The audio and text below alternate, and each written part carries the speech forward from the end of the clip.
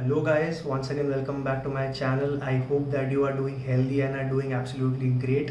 तो आज की वीडियो में हम एक करंट अफेयर्स के टॉपिक को टच करने वाले हैं. तो around couple of months back UN की एक ऑफिशियल रिपोर्ट में ये आया कि India has now overtaken China to become the world's most populous country और a lot of people had mixed reactions to it. तो एक जर्मन मैगजीन ने ये पोस्ट किया taking a dig at India obviously. तो these people are actually depicting sophisticated Chinese bullet train जो कि एक इंडियन ट्रेडिशनल ट्रेन को ओवरटेक कर रही है. एंड जो भी लोग उस इंडियन ट्रेन में सवार है they are rejoicing but they are unaware of the fact that they are still economically and technologically backward as compared to China. So this is what they are trying to depict. So whether it makes sense to post a picture like this or not, that is a different debate. But in this particular video we wanted to analyze कि ये जो population increase हो रहा है India का, whether that is a blessing in disguise or whether that is a bane. तो कुछ pointers हम discuss करेंगे and we will try to come to a conclusion whether this particular rise in population will actually help India or possibly it can be a cause of concern for India in its future years. So first of all, let us discuss a few advantages in terms of having a good population. So first is democratic dividend. Obviously जब किसी country की population increase होती है तो number of people doing productive work also increases.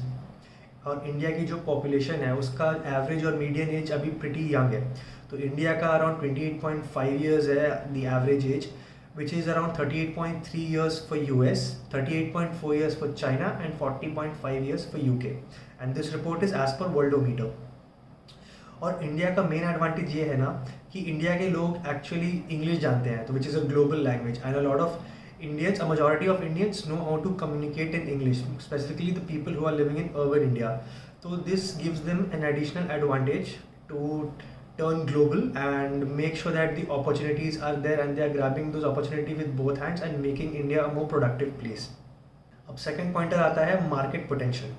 अब obviously किसी country की अगर पॉपुलेशन होगी तो ऑब्वियसली वो वहाँ के जो लोग हैं जो रह रहे हैं वहाँ पे वो बेसिक चीज़ें भी कंज्यूम करेंगे, ग्रोसरीज कंज्यूम करेंगे, घर लेंगे, गाड़ियाँ लेंगे, बहुत सारी चीज़ें कंज्यूम करेंगे. बेसिकली कैपिटलिस्टिक सोसाइटी में जो भी चीज़ें are there on offer they will consume that.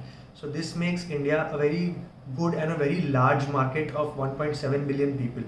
So seeing this opportunity, a lot of new companies will open up, a lot of new startups will open up, which is currently happening right now, and a lot of international companies as well will want to come to India to explore and cater and tap to this particular market that India has.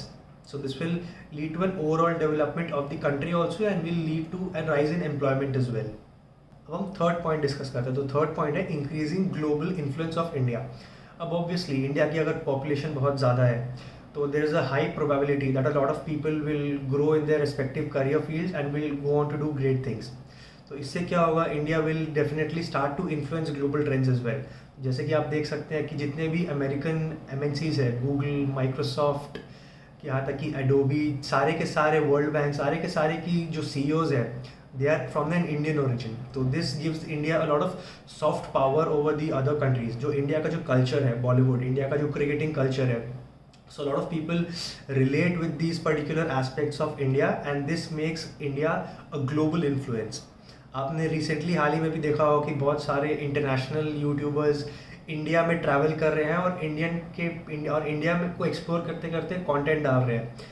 And similarly, there are a lot of YouTubers who are reacting to Indian content, Indian TV series and Indian movies because of this mass viewership capacity that we have that is helping them generate more viewership and in turn more revenue as well.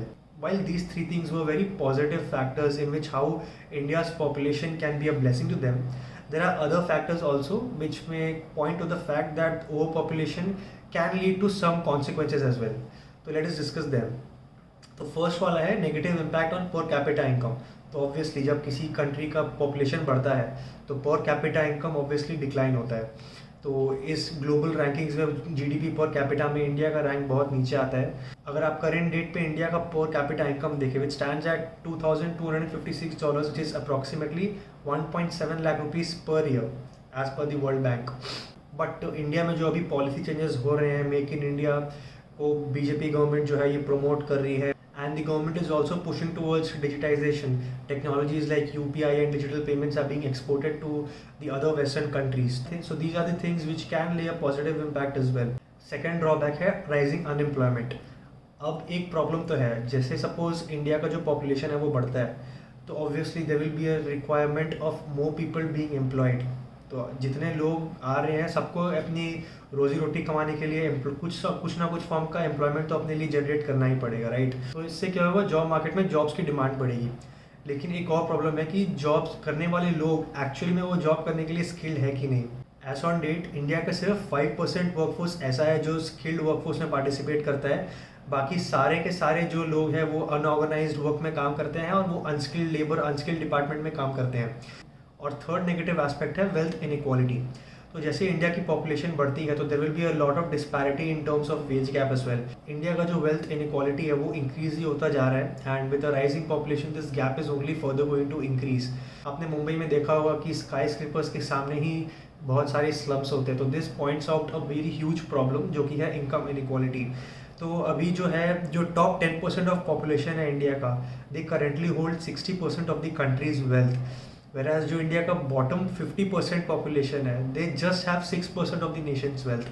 तो आप देख सकते हैं कि कितनी disparity और कितना gap है इंडिया के कुछ सेक्शंस ऑफ द सोसाइटी में इन terms of their economic conditions. तो इवन दो ये जो पॉपुलेशन है जो इंडिया का बढ़ चुका है, और now India is officially the largest country in the world, तो it may mean that India is a bigger market and we have a younger population. It may mean that we may become the next economic superpower and we may become the next economic superpower. But we have to ensure that our contribution is also there in terms of this.